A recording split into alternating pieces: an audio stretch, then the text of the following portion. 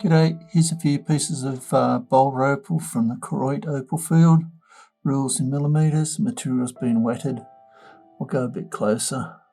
Okay, I've gone a bit closer. First piece, corner of a nut. See the pattern here. It's like an onion. Slice through. You can see the curvature there. Nice blues and purples. Get a few nice stones out of that piece. This piece is a little bit different in that it's got seams of opal along the top here. So cutting down from the top. So you may end up with some nice stones there. It's a little bit of a gamble, that piece.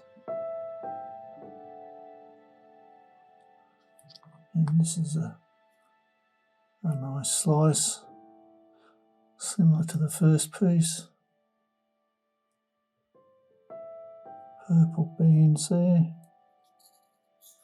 Nice pattern in the centre. Nice and thick, so you make some nice pendants. Perhaps you could drill a hole through. Have them on a string. Should polish nice, this material. It's all fairly hard. Anyway, hope you've enjoyed. Cheers.